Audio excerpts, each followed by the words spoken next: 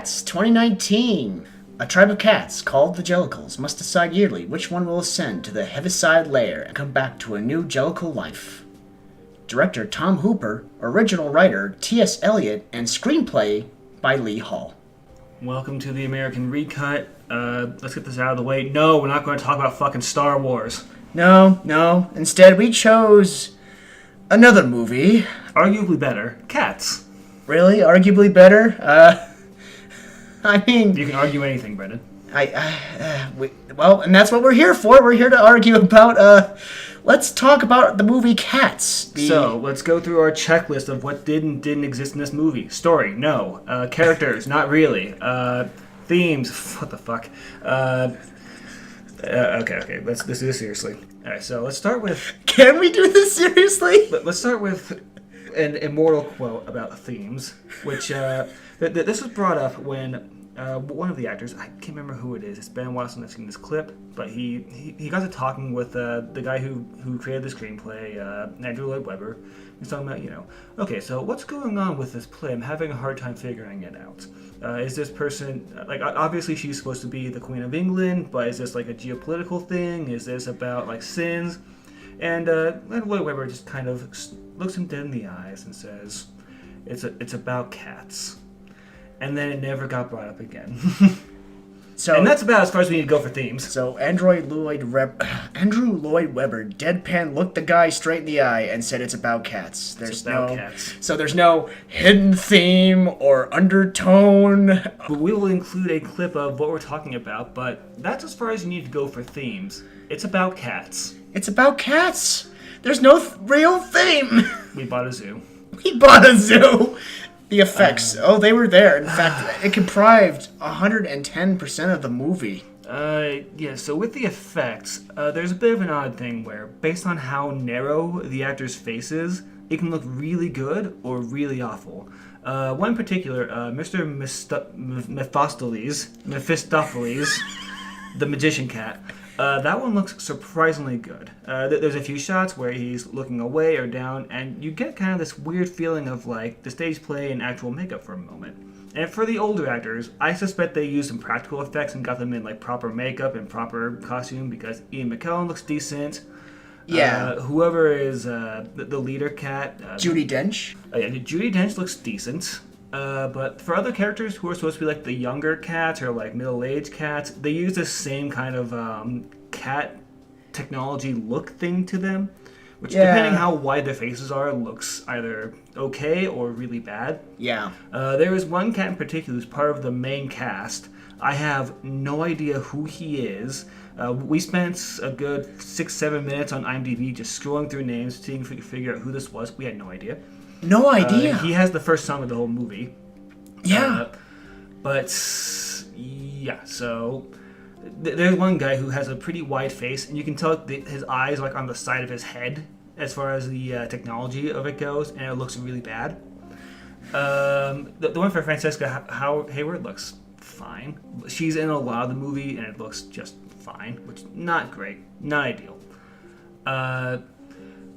There's a few look decent. Rebel Wilson doesn't look particularly great. Neither does James Corden. No. It varies by the actors. It does. The idea is it exists, but it varies by their facial structure. Yeah. That's the most important thing. Taylor Swift looked okay. I was kind of zoned out at that point. I think... Let's go into characters. There's way the fuck too many to get into. Too many.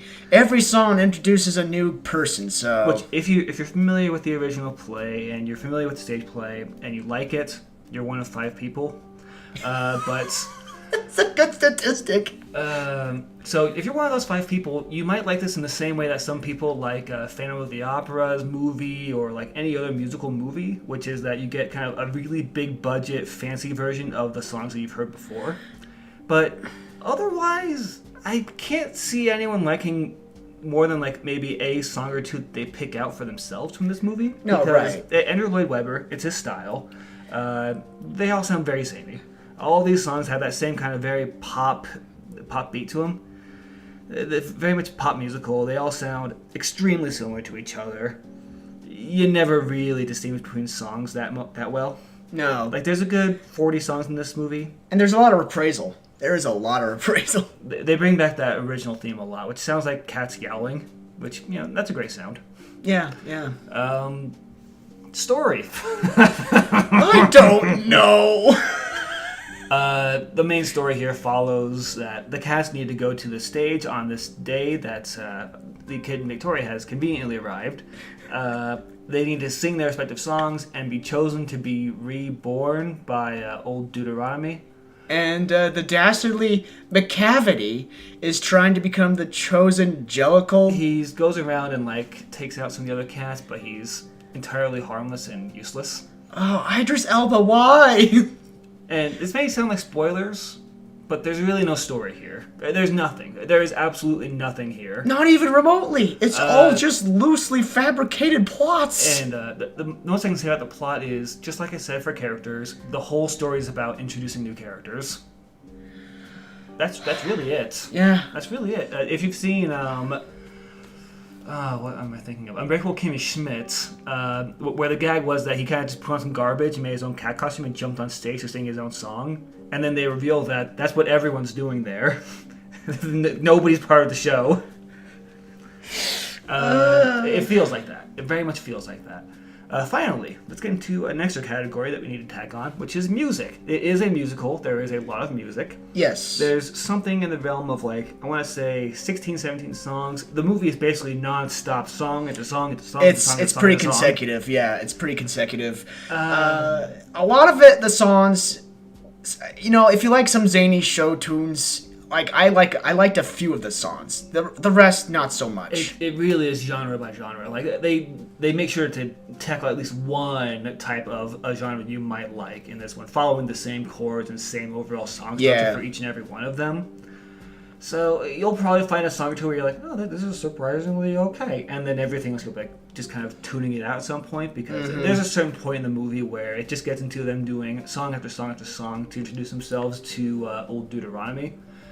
Yes. And it starts to really blend together hard. Yeah. There's also a certain point, at the end of this movie, where the end with the showstopper of how to speak to cats, where they're singing directly to the audience. That confused me. Why would we speak to... Not just that. Why would we end on that song? That is easily the weakest song of the whole movie. Yeah, that... And it's a talk song, too. It's not even a showstopper. Yeah. There's a lot of weird choices going on here. I thought Judi Dench had a stroke. What was she doing? I thought she was making eye contact with the audience. What's going on? Is she lecturing? Is she having a stroke? What's going on? Anyways, though, that's more or less our take on the movie. Brennan, you want to start with your short summary and yes or no on movie in theaters? You know what? I liked Phantom of the Opera. I like some show tunes. Cats, though. I mean, as Homer Simpson put it, it sucks. It just sucks. I would avoid this movie like the plague. I mean, I gotta give credit where credit is due. There was a good cast. They were all talented individuals. The music was alright. The CGI was impressive, but the application of the CGI is weird. It's weird. Alright, I want to start by saying that this is Tom Hooper's baby. He loved this movie. He was a lead writer on it. He was the main director on it. He worked hard on this movie, and you can see that there was nobody stopping him from doing every horrible thing he wanted to do with what is already a terrible play. You know what? That's a good point, because it feels like a lot of effort went into this movie, because the cast, the CGI. The nicest thing I can say about this movie is they sure tried hard. They sure did, and you know what? Why did they? The sets are super in-depth. They are. They built giant trash cans for old Busterford Jones to fall into. They have a whole barge set. They have this little abandoned band set. They have all this way too big stuff for the cats to go frolicking in. Yeah, exquisite lighting, exquisite decorum. There's a lot of money thrown at this. but A little too exquisite. Yeah, where did they get the this budget? is something where I would say this is worth seeing once just to see how weird a major budget, major release film that has no oversight on it can get. Because this gets really weird with a lot of the choices that are made. There is no filter on what songs should or shouldn't go in. There's no filter on which characters are unnecessary. There's no attempt at making an overarching plot. No. It's wonderfully bizarre. Yes. I think that I would say that while I can't recommend this as a movie or as a musical, I can recommend this almost as like an experience where you're never going to understand what's wrong with this movie until you go and see it. That's, yeah, There's I something agree. fever dreamy about it. Indeed. It came from the 80s, so, I mean... But at the same time, I'm also someone who is a fan of a lot of the auteur works in general, and I feel like where people kind of get into, like, it's the weirdest thing ever, and, like, they really get into ranting about that. If you're someone that likes to watch weird things, no, it's not the weirdest thing ever. This is the weirdest thing ever by normal standards, but not by, like, actual weird, like, David Lynch style things. It's interesting. It's an interesting experience, but no, I don't recommend it. No, or I. Not especially, it's just not in theaters anyway. If you like musicals, get wait for the release. Anyway, Babylon's coming next. God, I felt like I feel like a great weight has been lifted off my shoulders. Anyway, this has been Brendan. This has been Nick.